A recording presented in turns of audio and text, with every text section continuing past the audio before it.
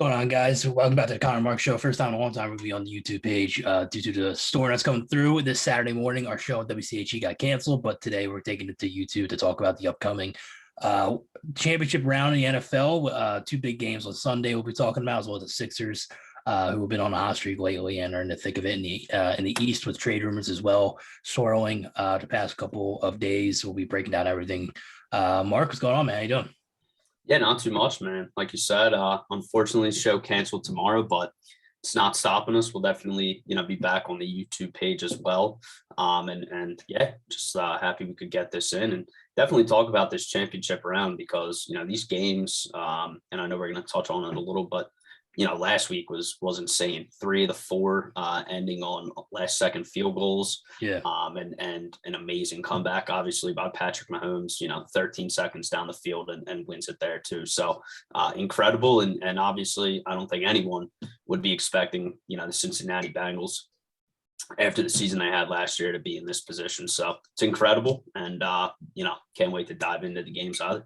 Yeah, it was one of the most exciting football weekends I think a lot of people have seen in a long time. 4 great games, and I think it's set up to be a pretty exciting championship weekend too as well. And we'll get into predictions, later in the show. We'll touch on a little bit this past weekend because I know you're a big 49er guy. The 49ers once again survive in advance. They go into Lambeau and beat the Packers on a game-winning field goal. Jimmy Garoppolo still did not play well. I think that was going to be their kryptonite going into the game, but they found a way with a huge punt block touchdown and then a kick by Robbie Gould to end it. I know you were confident that the Titans would go out there and beat the Bengals. I was confident in Joe Burrow, and Joe Burrow went into Tennessee and got a win on a last second field goal as well. And then the Tampa Bay and the Rams, it looked like the Tampa Bay was dead out of water. They come back 2 big touchdowns in the fourth quarter to tie it. But Matt Stafford makes a huge throw downfield to Cooper Kupp with about only like 3 seconds remaining, and they clock it with another last second field goal to give the Rams the win, and they'll be hosting the NFC Championship game this Sunday. And then the nightcap, I think the best game of the week, Patrick Mahomes versus Josh Allen, just back and forth down to the wire. When the Bills thought they had it at the end, Patrick Mahomes once again pulls the rabbit out of the hat and finds a way to get the Chiefs back to the AFC title game. Back to hosting the AFC title game, and it's setting up to be on Sunday. I believe the AFC title game's first. It's going to be the Cincinnati Bengals going on the road to take on the Kansas City Chiefs, and then as well as the NFC title games could be San Francisco 49ers going on the road to LA to take on the Rams. It looks like it's going to be a heavy 49er fan, trying to invade. What's the stadium called? Is it SoFi? SoFi. SoFi. Yeah, I don't know why I said SoFi. SoFi Stadium in LA. So it's going to be a pretty exciting championship weekend. But before we hop onto that, what do you think was the most surprising thing this previous weekend for the divisional round, and what are you most excited to see? Yeah, I mean, I told you I'd come on the show this week and, accept if I was wrong. And the most surprising thing to me was, how Joe Burrow and this team keeps struggling along. I mean, they're a young team, the 9 sacks allowed, and they still find a way to win the football game on the road against a tough Tennessee team. And then just kind of the letdown from Ryan Tannehill's, part of things. Obviously, the interception to start the game out, which, I didn't even have the game turned on yet. And the Bengals were already turning back downfield. But really just the composure of Joe Burrow and this young Bengals team really surprised me. And,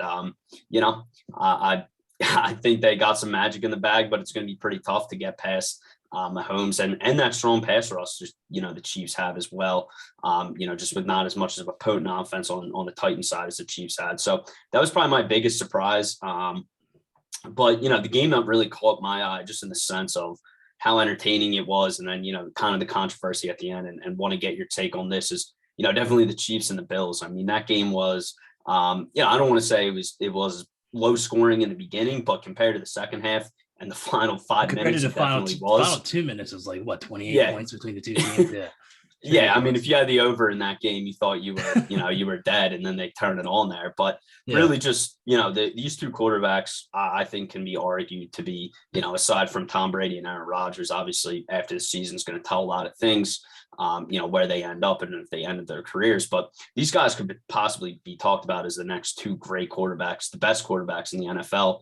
In my opinion, I mean, just the arm strength and the running ability from, obviously in Josh Allen, and then just the magical stuff that Patrick Mahomes does. So that game was unreal, but just in the overtime, wanted to get your take on this because I know a lot of people were complaining, that this rule should be changed. My opinion, before I pass it to you, I think, I know this might sound, a little crude or a little blunt, but, I think if you want to win in this league, your defense has to be good enough and you get the opportunity to stop the team on that possession and you get the ball back and you can drive down and score. So personally, I think it should stay that way just because I think you should have to make a stop on defense. And I think the Chiefs are just that good and that high powered. It's just hard to stop them. So that's my take. I think the Chiefs won fair and square, and it's, unfortunate to Josh Allen and the Bills. It was. I agree that a lot of people say they won on a coin toss. I disagree. I mean, they could have stopped him. They could have held him to a field goal, and it's not as simple as just if they lost a coin toss. Now, when they won the coin toss, I'm thinking the Chiefs are going to win this game because I just don't see the Bills stopping them. But but that's part of the overtime. That is what it is. Now, I would still change it, but I disagree with the coin toss. They lost because of the coin toss. They lost because their defense was just not good enough, and the blow. A 3-point lead with 13 seconds left. They had to drive. Like the reason, I don't know why they were sagging off that much. With 13 seconds left, I wouldn't be pressing, but I wouldn't be giving them about like 20 yards of space. Playing prevent defense. Like my one buddy says, prevent defense, it prevents you from winning. So that's a good. Yeah. It's a great term. And real quick, I don't mean to cut you off. I think they were rushing 4 there. So like kind of a modified prevent. You normally want to rush 3 in that situation. Yeah, only rush 3 and keep the ends like to contain, make sure it doesn't get out of the pocket. But like, I would probably modify it to like college rules in the sense of maybe start it at the 30-yard line and then you can't kick an extra point. You have to go for 2. So because I get the point of them wanting to end, like they don't want the overtime to go on forever because it's a physical game. You don't want it to go on like for NHL, for example, you have like 3 or 4 or 5 periods of hockey, which can be a lot. And football is a lot more physical sport than hockey is, even though hockey is a physical sport, but it's just a lot to keep on going after 4 quarters. So I understand them trying to end the game as soon as they can. But I would be like, instead of starting at the 20 in college, I'd start probably around like the 30 to 40.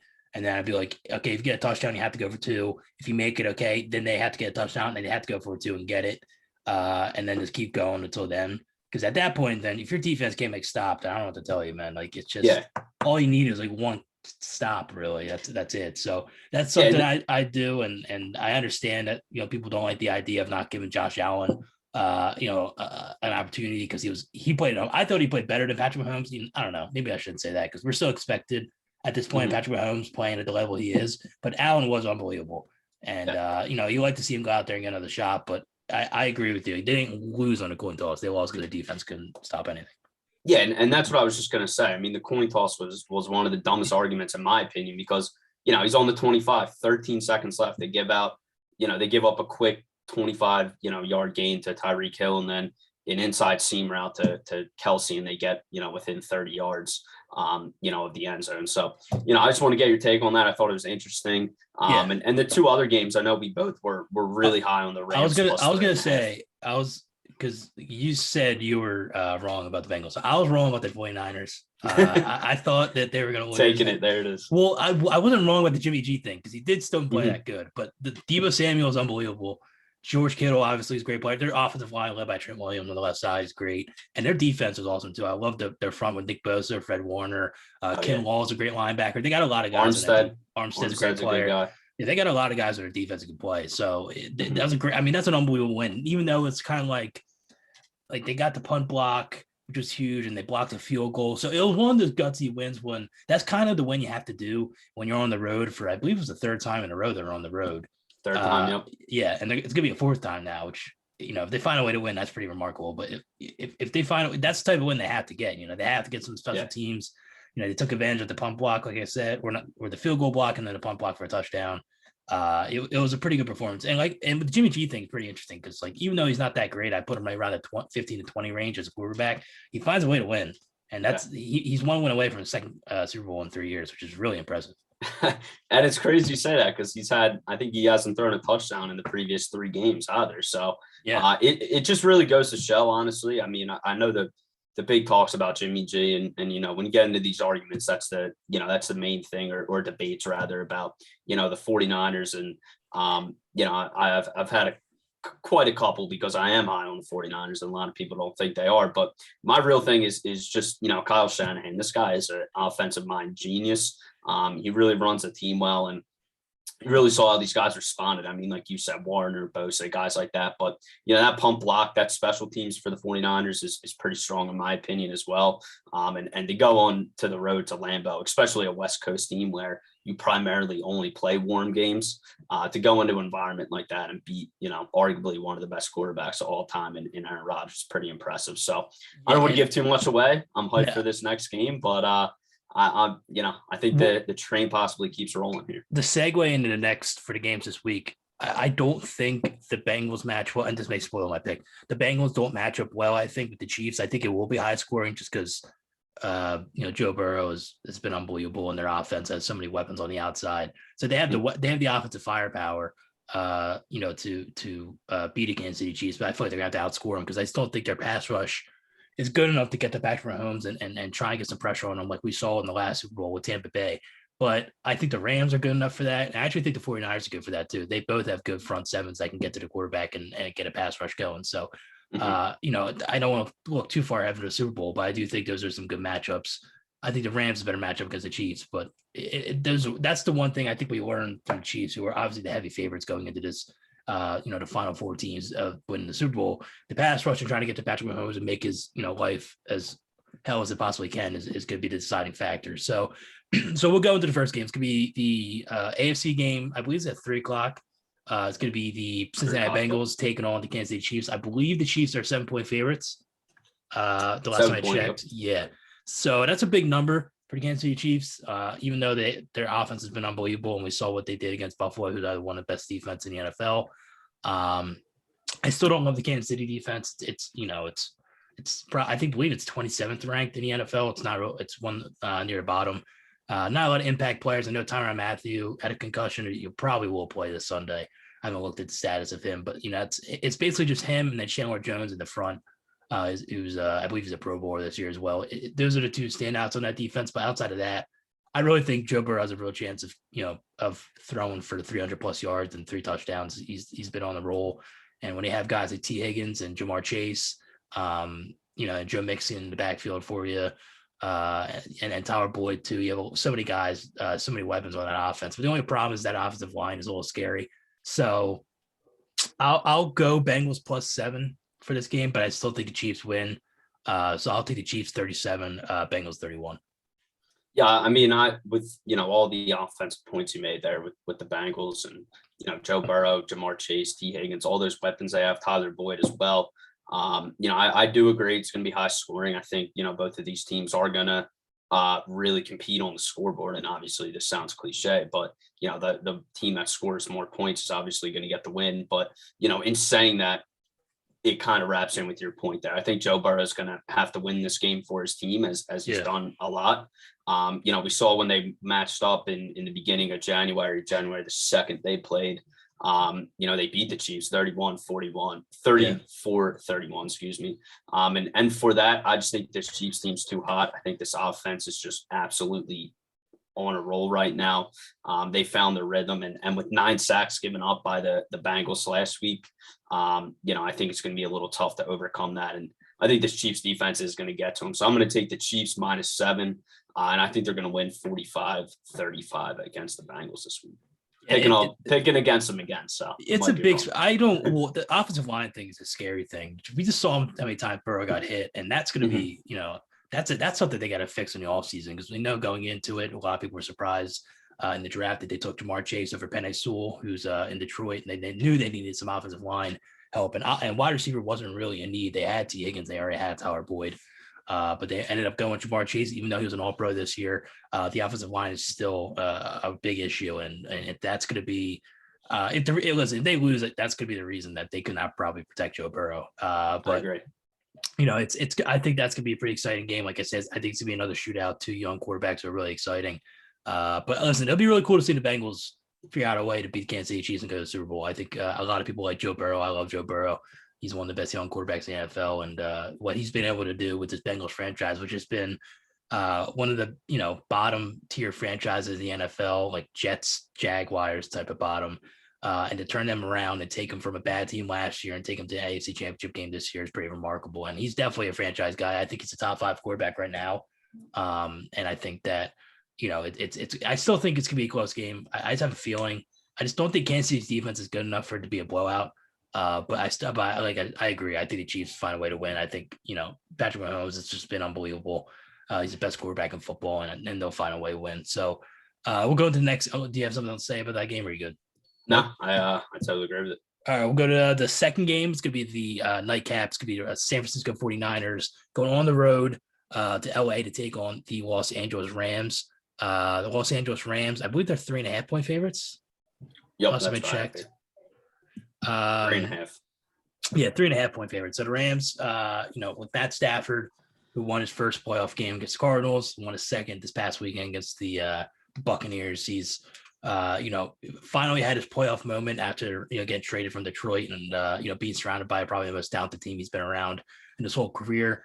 A big win. It looked like they may blow it at the end against Tampa Bay, but they found a way to win. And then the Niners, who've won 3 road games in a row, 3 big road games in a row, and found a way to get into the NFC Championship game.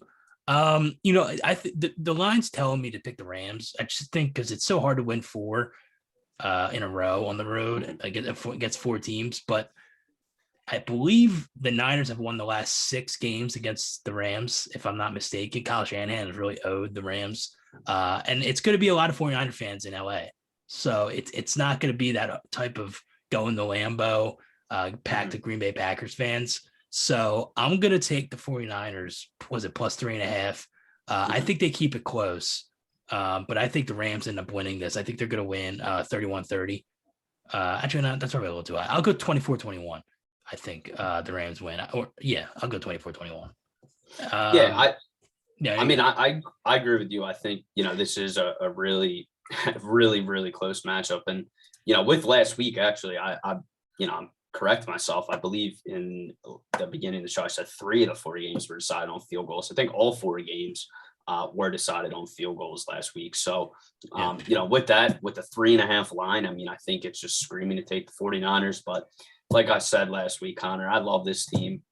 I'll take the points all day, and I'm going to take this team straight up. I just think they're ready this year. I think this defense is just that good. I think it's going to be a lower scoring game. I know Stafford is known for definitely getting the ball downfield and Cooper Kupp obviously being that main target. But, I think the 49ers catch Stafford a few mistakes this week. I think he's going to turn the ball over. And essentially, I think that's what's going to lead, to their downfall. So, going 49ers here. And just to your point about Kyle Shanahan, owning this team, obviously going in on week 17, winning 27-24 in overtime to bring this team into the playoffs, but also back, in the beginning of the season, the 49ers also beat the Rams 31-10. So again, for that reason, and for last week with all the field goals, how the game ended to 3.5, I think it's just too, nice not to take. And I know Deebo Samuel got hurt last week. He's definitely going to be looked at, but I believe in, a game of this magnitude and what's on the line. If he can go, he definitely will go. And obviously when he's in the game, a lot of magic happens. So definitely a big guy to watch here, but I think we're going to get a rematch, of a few years ago, 49ers. Ride with the Niners, man. You're just going to ride and die with them. I actually respect it. I do. They find a way to win, and they've had, Debo's been unbelievable, but their running game has been fantastic, and they're going to need their running game to work. The only thing is concerning is how that front, that front seven is going to look. You have Von Miller, Aaron Donald, Floyd off the edge too as well. It's a tough task and a tough matchup, but if they find a way to at least stabilize that, they definitely have a real shot. Yeah, I mean, I totally agree. I think it's like we're going to see last week, and I didn't give a final score either. I'm going to go final score 21-17 49ers. I think they're going to find a way to put some points up here. I think Jimmy G finally breaks the ice here in this playoff, and I think he throws at least 1 touchdown. Yep. All right, we'll see what happens. I mean, it's going to be exciting, man. I'm pretty pumped for this weekend. Anything you want to wrap up on going into this weekend, or anything you're looking for these 2 games?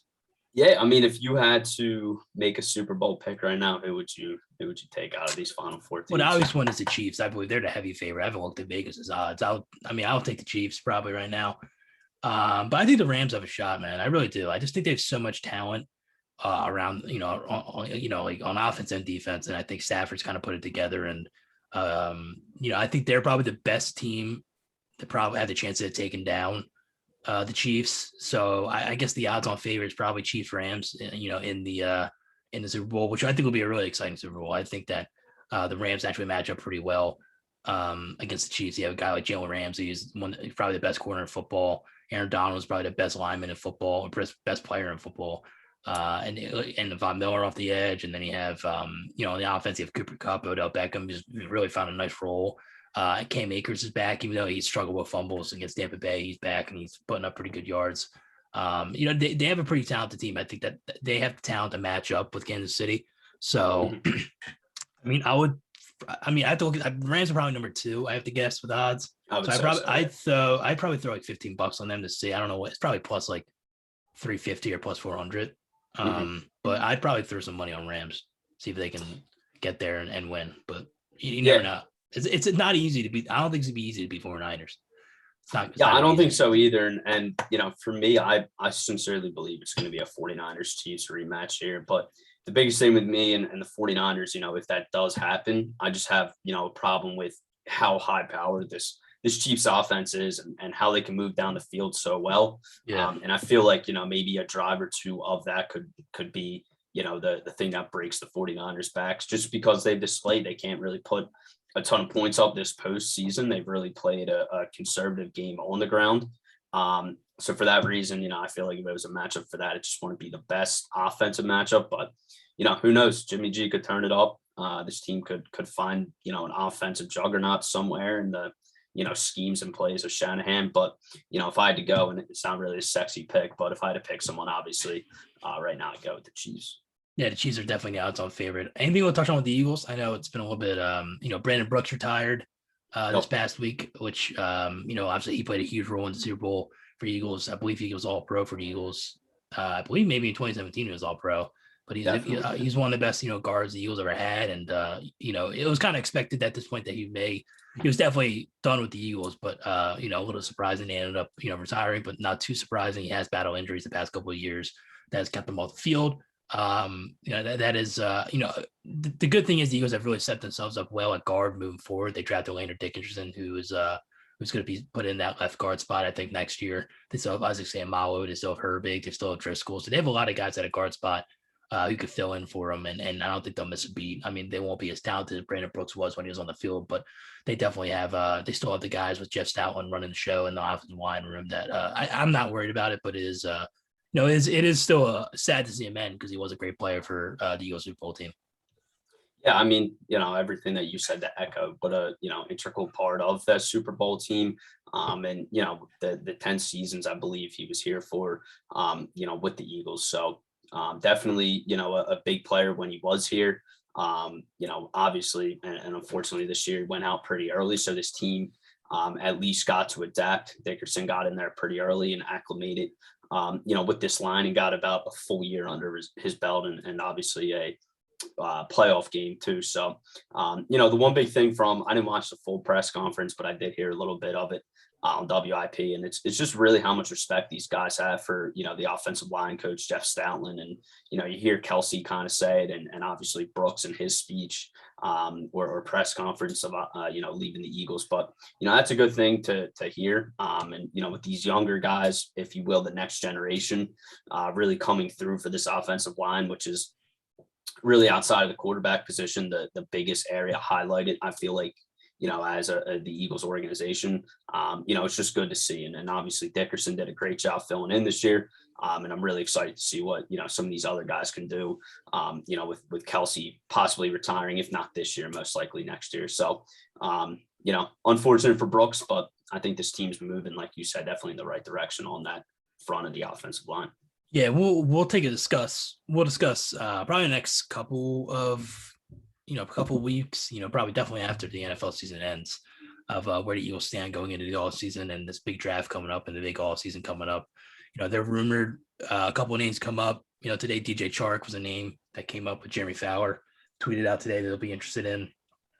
Calvin Ridley is another guy they're interested in. So it looks like they're interested in getting some type of veteran wide receiver in with Quez Watkins and Devontae Smith, with a young wide receiver group. We'll see if they use those picks in the draft or they parlay those 30 first round selections into a quarterback. Well, that's going to be, a really debated topic going into the offseason, but it really is setting up itself to be a pretty exciting offseason to be that. So we'll move into the Sixers. The Sixers played last night and played the Los Angeles Lakers without LeBron James, but they ended up beating the Los Angeles Lakers. I didn't see what the score was. I actually didn't watch it, but I believe the Sixers right now, I don't know if they're on a winning streak, but right now they're currently seated at the 5th spot at 29-19. They're only 2 games out of the first in the East. But the thing is, Daryl Morey and the Ben Simmons situation, it doesn't look like anything's coming to fruition right now, and it looks like the Kings, according to Adrian Wojnarowski, has not pulled out of the Ben Simmons sweepstakes due to the asking price being too high,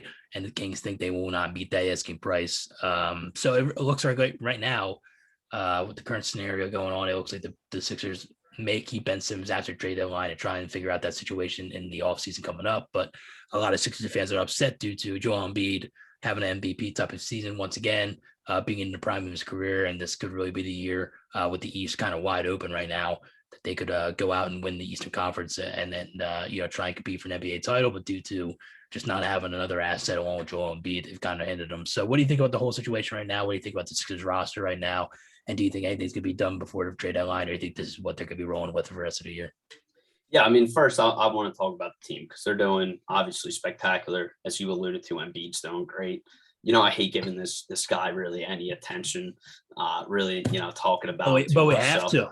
I know we have to. And he just keeps making it harder for this franchise to move forward and pursue a championship. But, this team's 7-3 in the last 10 games. Their 3 losses coming against the Hornets, the Wizards, and that late breakdown last Friday against the Clippers. But, outside of that, this team's really looked good. I mean, obviously Embiid at the forefront of that, but, the guys coming back, Kerry Green, you got Maxey out there who's really developing. I think he's getting a lot of opportunity this year, and I think he's doing great with it. And then how can you not mention the defense from Matisse Thybulle? He's looking fantastic.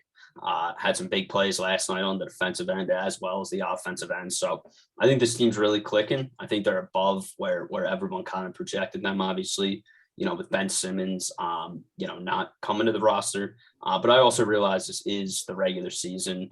The regular season doesn't matter too much in the NBA, but I think they're right about, probably a little below where they'd be if they did have Simmons, but overall, I think the team's doing well. But, moving over to the Simmons topic, I think Daryl Morey has to make a trade, but I also think he's, a little worried about, what his return is. And I think that's what makes this so hard.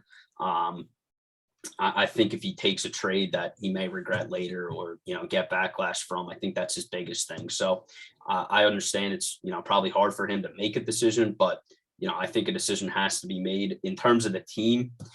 That's also what makes it hard. I mean, you look at the return you could possibly get from the Kings, it would probably be, De'Aaron Fox and a first round pick and a second round pick.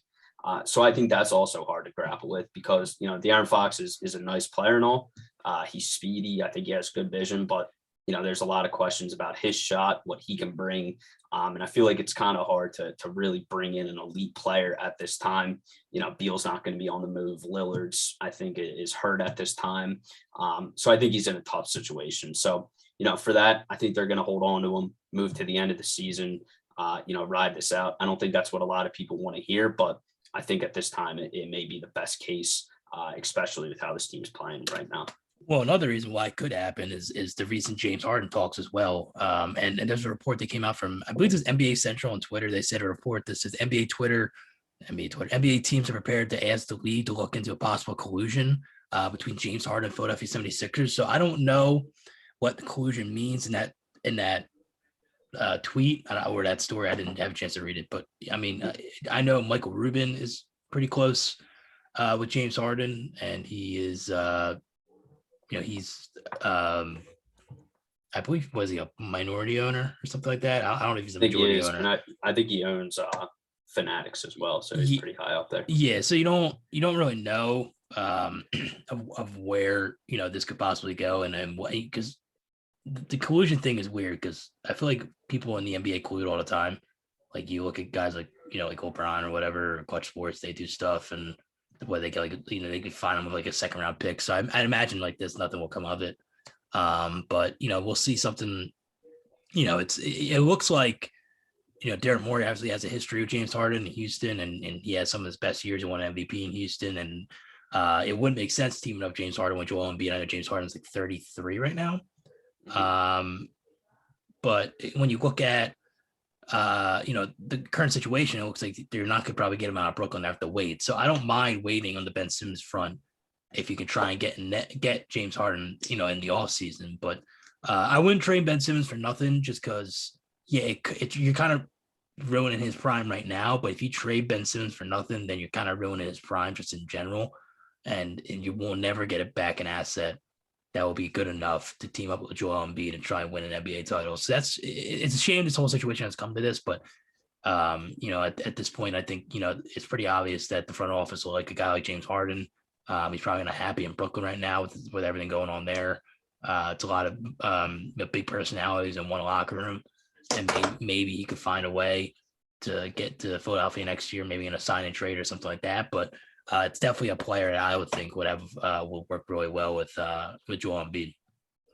Yeah, I mean, again, I would like to see him here. I just feel like at this time, it's just not really going to be possible to bring an all-star, guy like a Harden here. I mean, obviously they could find a way at some point in the season, but I feel like that's more occurring in the off season if that did happen. But I totally agree with you in the sense of kind of ruining his prime at this moment. If you hold on to him, let him sit out for the remainder of the season and kind of take care of it in the off season. So, personally for me, I would be fine with them, I guess, waiting till the off season and possibly get the best deal they can.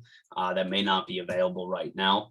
But if something does come up like a Harden, definitely would not pass a talent up like that to pair with Embiid, who, I know a lot of Sixers fans, this is a question on their mind or something, that everyone wonders, but probably 2 to 3 years, if you're lucky, with Embiid's prior health history and stuff like that left in his prime. So I'm excited to see where this season goes.